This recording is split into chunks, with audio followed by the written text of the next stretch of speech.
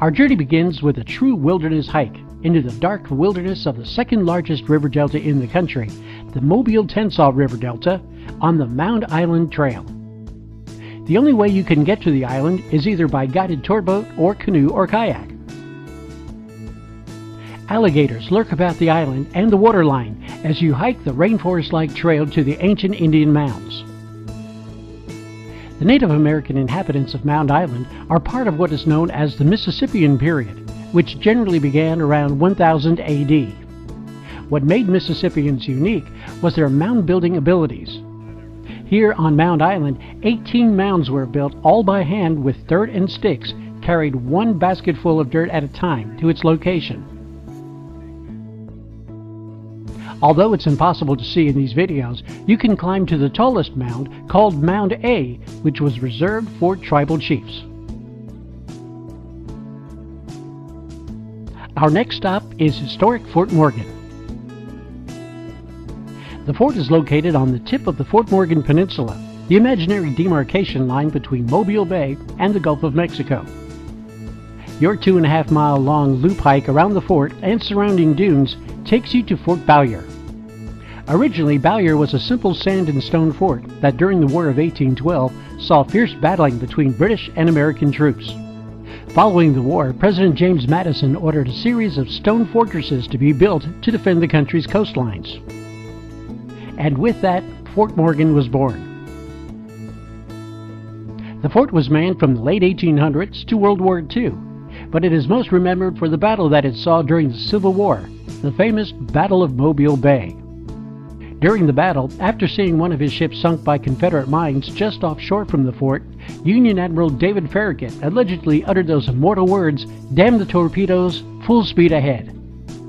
The Union went on to take the fort, its cross-channel twin, Fort Gaines, and eventually captured the city of Mobile, the last Confederate port city to surrender. Only a short 40-minute ferry ride across Mobile Bay from Fort Morgan, you'll find the second stone fortress that guards the western side of the channel, historic Fort Gaines. Like its twin across the bay, Fort Gaines was a significant player in the Battle of Mobile Bay.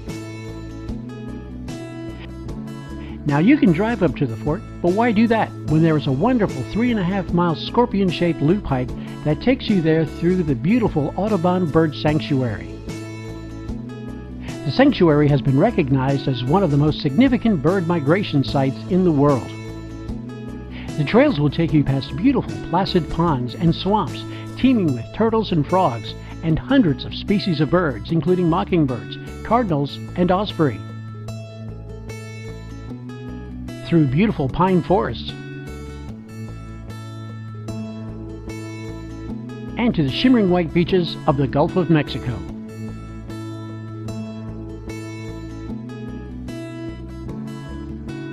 History abounds along the trails at Blakely Historic State Park in Spanish Fort.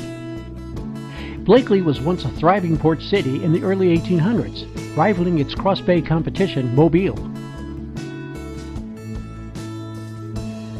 A yellow fever epidemic ravaged the city in 1814. The remaining residents fled the city, leaving it to be reclaimed by nature. Today, you can walk the town's old main streets and see the remnants of its old courthouse. When the Civil War broke out in 1862, Blakely became an important Confederate fort that protected the eastern shore of Mobile Bay and the last Confederate port city, Mobile. The Battle of Blakely is known as the last major battle of the Civil War. Follow the park's trails to the battlefield, the Confederate redoubt, and Union lines, and take a look at some of the best preserved breastworks in the South. Hiking Through History, Alabama features two unique hikes. Actually, these are rambles through the 300-plus-year-old port city of Mobile. The first is appropriately called the Port City Historic Walk. This hike takes you past many historic structures, including historic Sanger Theater that was built in 1927, the beautiful Cathedral of Immaculate Conception from 1835, and the waterfront along Mobile Bay that made the city what it is. The hike is also highlighted with a visit to the Church Street Cemetery, the city's second oldest cemetery, which was established in 1819. Within its aging walls, you'll pay homage to many of the city's early residents, including Joe Kane, the man who is credited with bringing Mardi Gras back to the South following the Civil War. Our final hike takes us to the city's third oldest cemetery, Magnolia Cemetery.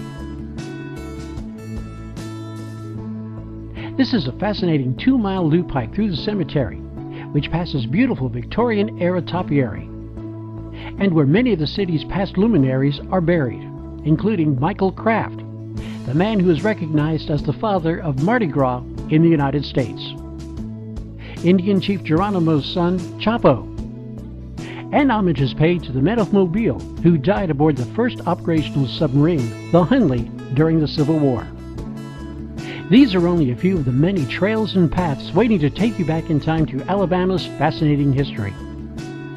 Find out more about these and the many other trails and paths across the state waiting to take you back in time in the Falcon Guide, Hiking Through History, Alabama, available now at your favorite bookstore or online.